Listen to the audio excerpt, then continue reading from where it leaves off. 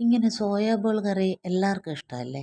കാരണം നമ്മൾ തയ്യാറാക്കുന്ന രീതി അനുസരിച്ചായിരിക്കും ഓരോരുത്തർ കഴിക്കുന്നതിൻ്റെ അളവും കൂടുന്നത്. നമ്മൾ വ്യത്യസ്തമായ രീതിയിൽ ഭയങ്കര ടേസ്റ്റിൽ തയ്യാറാക്കിയാൽ ഇത് എപ്പോഴാണ് തീരുന്നതെന്ന് പോലും അറിയത്തില്ല കേട്ടോ. ആ രീതിയിൽ നമുക്കിതൊന്ന് തയ്യാറാക്കി നോക്കിയാലോ? അതിലാദ്യം വേണം നമുക്ക് കുറച്ച് വെള്ളം തിളപ്പിച്ചെടുക്കാം.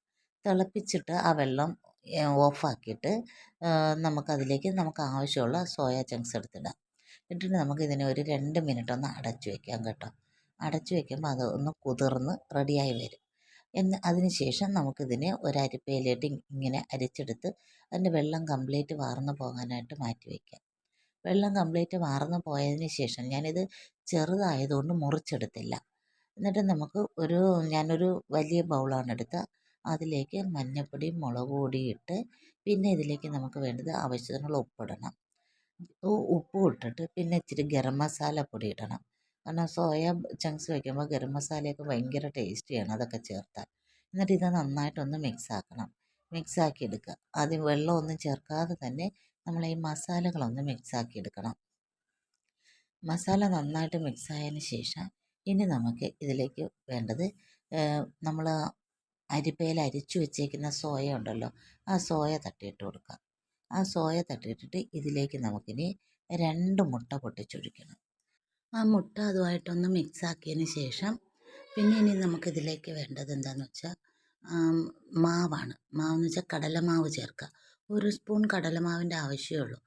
കടലമാവ് ചേർക്കുന്നതിന് മുമ്പേ ഈ മുട്ടയും നമ്മൾ ചേർത്ത മസാലകളെല്ലാം കൂടെ ഒന്ന് മിക്സാക്കണം. എന്നിട്ട് വേണം കടലമാവ് ചേർക്കാൻ. കടലമാവ് ഇല്ല എങ്കിൽ 1 സ്പൂൺ അരിപ്പൊടി ചേർത്താലും മതി. കടലമാവ് മുമ്പ് കുറച്ചുകൂടെ ടേസ്റ്റ് ഉണ്ട്, അതുകൊണ്ടാണ്. അതുകൂടി ചേർത്ത് നന്നായിട്ട് അങ്ങ് മിക്സാക്കിയിട്ട് നമുക്കിനി ഇതിനെ ആവിയിലൊന്ന് വേവിച്ചെടുക്കണം. ഞാൻ ആദ്യമേ പറഞ്ഞതുപോലെ ഒരു കുഴിയുള്ള ബൗളിലാണ് നമ്മളിത് മിക്സ് ചെയ്യുന്നതെങ്കിൽ ആ ബൗളോട് കൂടി തന്നെ നമുക്ക് ആവിയിൽ വെക്കാം. ഇല്ല വേറൊരു പരന്ന പാത്രമാണ് നമ്മൾ ചെയ്യുന്നതെങ്കിൽ ഇതുപോലെ ഒരു കുടും പാത്രത്തിലേക്ക് മാറ്റി നമുക്കിങ്ങനെ സ്റ്റീം ചെയ്തെടുക്കാം.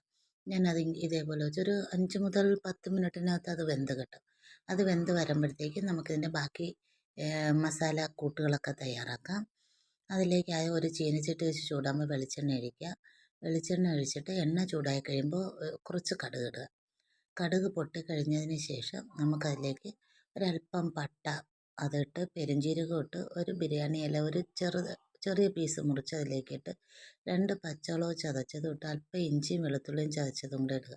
പിന്നെ അതിലേക്ക് വറ്റൽമുളക് ഞാൻ ആദ്യം ഇടേണ്ടതാണ് മറന്നുപോയി. 2 വറ്റൽമുളക് നുറുക്കിയതും അതിലേക്കിട്ട് അല്പം കറിവേപ്പിലയും കൂടെ ചേർക്കണം. ചേർത്തിട്ട് നമുക്ക് ഇവയെല്ലാം കൂടെ നന്നായിട്ടൊന്ന് മൂപ്പിച്ചെടുക്കാം കേട്ടോ. ഇത് മൂത്ത് വന്നതിന് ശേഷം പിന്നെ നമുക്കിതിലേക്ക് വേണ്ടത് ചെറുതാണെങ്കിൽ ഒരു 3 സവാള, അല്ല വലുതാണെങ്കിൽ 2 സവാള മതി. ആ 2 സവാള അരിഞ്ഞത് നമുക്ക് അത് കനം കുറച്ച് തന്നെ നീളത്തിൽ അരിഞ്ഞെടുക്കുക. അത് അതിലേക്ക് ചേർത്ത് വഴറ്റിയെടുക്കാം. ഒരല്പം ഉപ്പ് കൂടെ ചേർത്ത് അത് നമുക്ക് പെട്ടെന്ന് വഴന്ന് കിട്ടാം. അത് നന്നായിട്ടൊന്ന് വഴറ്റിയെടുക്കണം കേട്ടോ. നന്നായിട്ട് വഴറ്റിയെടുത്തതിന് ശേഷമാണ് ഇനി നമുക്ക് അടുത്ത ഘട്ടം ചെയ്യേണ്ടത്. അത് വഴന്ന് വരുന്ന സമയത്തേക്ക് നമുക്കൊരു മിക്സിയുടെ ജാർ എടുത്തിട്ട് ഒരല്പം തേങ്ങയും കുറച്ച് പെരുംജീരകവും കൈവശം ഉണ്ടെങ്കിൽ കുറച്ച് കശുവണ്ടി പരിപ്പ് അതും കൂടെ ഇട്ട് നന്നായിട്ട് അരച്ചെടുക്കാം. കശുവണ്ടിയുടെ ചേർക്കുമ്പം കറിക്ക് കുറച്ച് ടേസ്റ്റും കൂടുതലാണ്, ഗ്രേവി കുറച്ച് തിക്കായിട്ട് കിട്ടുകയും ചെയ്യും. അതിനാണ് കേട്ടോ. അത് അരച്ചങ്ങോട്ട് മാറ്റി വയ്ക്കണം. എന്നിട്ട് നമ്മുടെ സവാള നന്നായിട്ട് വഴറ്റി വരുമ്പോൾ മൂത്ത് എന്ന് തോന്നുമ്പോൾ പച്ചയൊക്കെ മാറി അതൊന്ന് കുഴയുന്ന പരുവായി വരും. ഇതുപോലെ വഴന്ന് കുഴഞ്ഞു വരുന്ന പരുവായിട്ടേ നമ്മൾ ഇനി ഇതിലേക്ക് മസാലകൾ ചേർക്കാവുള്ളൂ. മസാല ചേർത്ത് കഴിഞ്ഞിട്ട് പിന്നെ ഇതുപോലെ വഴറ്റിയെടുക്കാൻ ബുദ്ധിമുട്ടായതുകൊണ്ടാണ്. മസാലയായിട്ട് നമുക്കിതിലേക്ക് നമുക്കിവിടെ കറിയുടെ ആവശ്യം നമ്മൾ എത്രത്തോളം സോയ ചങ്ക്സ് എടുത്തോ അതിനാവശ്യമായിട്ട് അല്പം മഞ്ഞൾപ്പൊടി ചേർക്കണം. എരിവിന് വേണ്ട മുളക് പൊടി ചേർക്കണം.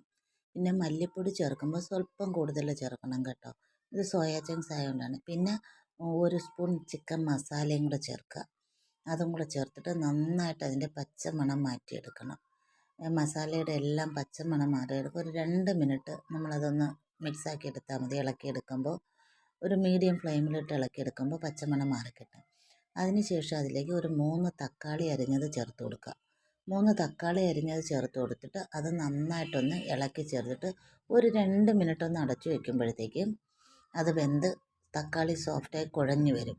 ഇതൊന്ന് 2 മിനിറ്റ് ഒന്ന് അടച്ചു വയ്ക്കുക. അപ്പോൾ തക്കാളിയുടെ നീരിറങ്ങിയിട്ട് അതൊന്ന് വെന്ത് സോഫ്റ്റ് ആവാൻ. ആ സമയത്തേക്ക് നമ്മുടെ സോയ ചങ്ക്സ് നന്നായിട്ട് വെന്തിരിക്കുകയാണ്. നമുക്ക് ഫ്ലെയിം ഓഫാക്കാം. ഓഫാക്കി എടുത്തിട്ട് അതിനെ ദേ ഇതുപോലെ ഒന്ന് ഇളക്കിയെടുക്കാം. കാരണം വെന്ത് വരുമ്പോൾ മുട്ടയും എല്ലാം കൂടെ ചേർന്നിട്ട് ചിലപ്പോൾ ഒട്ടിപ്പിടിച്ചിരിക്കും. അപ്പോൾ നമ്മൾ കറിയിലേക്ക് ചേർക്കുന്നതിന് മുമ്പ് തന്നെ സ്പൂൺ കൊണ്ടൊന്ന് ഇതുപോലെ ഇളക്കി എടുത്തിട്ട് നമുക്ക് കറിയിലേക്ക് ചേർക്കാം. അപ്പം നമ്മുടെ ഇതേ തക്കാളിയും ഉള്ളിയും മസാലയും എല്ലാം കൂടെ ഇതേ നന്നായിട്ട് വെന്ത് വഴന്ന് റെഡിയായി വന്നിട്ടുണ്ട്. ഇനി നമുക്കിതിലേക്ക് നമ്മൾ വേവിച്ച് വെച്ച സോയ ചങ്ക്സ് ചേർത്ത് കൊടുക്കാം. അതുകൂടെ ചേർത്ത് കൊടുത്ത് നമുക്കിതിനെ നന്നായിട്ട് മിക്സാക്കി എടുക്കണം. നന്നായിട്ട് തന്നെ മിക്സാക്കി എടുക്കണം. ഇപ്പോഴും ഞാൻ വളരെ ഗ്രേവി കുറച്ച രീതിയിലാണ് വേവിക്കുന്നത് കേട്ടോ. ഈ സോയ ചങ്ക്സ് വയ്ക്കുമ്പോൾ എപ്പോഴും കുറച്ച് ഗ്രേവി കുറഞ്ഞിരിക്കുന്നതാണ് നല്ലത്. ഇതിനെ നന്നായിട്ട് മിക്സാക്കി ചേർക്കുക. കാരണം ഇത് വെന്തതാണ്. അതുകൊണ്ട് തന്നെ സോയന് വേവാനുള്ള താമസമൊന്നുമില്ല. നമ്മളെ തക്കാളി മസാലയായിട്ടൊക്കെ ഒന്ന് റെഡിയായി കിട്ടിയാൽ മതി. ഇനി നമ്മൾ മിക്സിയിൽ അരച്ചു വെച്ചേക്കുന്ന സാധനം ഉണ്ടല്ലോ, നന്നായിട്ട് ഇത് യോജിപ്പിച്ച് കഴിഞ്ഞ് മിക്സായെന്ന് കഴിയുമ്പോൾ ആ അരച്ച തേങ്ങാക്കൂട്ട് ഇതിലേക്ക് ഒഴിച്ചു കൊടുക്കുക. തേങ്ങാക്കൂട്ട് ഒഴിച്ചിട്ട് മിക്സിയുടെ ജാറിലേക്ക് ഞാൻ വളരെ കുറച്ച് വെള്ളമേ ചേർത്ത് ഒഴിച്ചുള്ളൂ. പിന്നെ കുറച്ചുകൂടെ ഗ്രേവി വേണമെന്ന് തോന്നുന്നെങ്കിൽ ഒരല്പം കൂടെ വെള്ളം കൂട്ടി അതിലേക്ക് ഒഴിച്ചു കൊടുക്കുക. ഒഴിച്ചു കൊടുത്ത് നന്നായിട്ട് ഇളക്കി ചേർക്കണം. നമ്മൾ ഈ സോയ ചങ്ക്സ് വെക്കുമ്പോൾ പല രീതിയിലും വെക്കാറില്ലേ, അത് ആ ടേസ്റ്റി അനുസരിച്ചാണ് വീട്ടിലുള്ളവർ കഴിക്കുന്നത്. ഈ രീതിയിലാണ് ഒന്ന് തയ്യാറാക്കുന്നതെങ്കിൽ എന്തൊരു ടേസ്റ്റും മണമാണെന്നറിയാമോ. ഇനി ഫ്ലെയിം ഓഫാക്കുന്നതിന് മുമ്പ് ഒരല്പം മല്ലിയില നുറുക്കിയതും കൂടെ അതിലേക്ക് ഇട്ട് കൊടുത്ത് നോക്കി. എന്താ ഒരു മണവും ടേസ്റ്റുള്ള സോയ ചങ്ക്സ് കറിയാണെന്നറിയോ.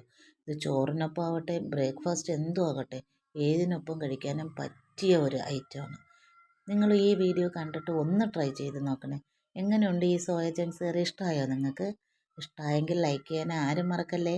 സബ്സ്ക്രൈബ് ചെയ്യാതെ കാണുന്നവർ ഒന്ന് സബ്സ്ക്രൈബ് ചെയ്ത് സപ്പോർട്ട് ചെയ്യണേ. ഇനി എപ്പോഴെങ്കിലും സോയ ചങ്ക്സ് വയ്ക്കുന്നെങ്കിൽ ഈ രീതിയിലൊന്ന് സോയ വെച്ച് നോക്കി. ഈ മണം അടിക്കുമ്പോൾ തീർച്ചയായും ചോദിച്ച് വാങ്ങി കഴിക്കും. നിങ്ങൾ ഒരു പ്രാവശ്യം ഇങ്ങനെ ഒന്ന് ട്രൈ ചെയ്യണേ.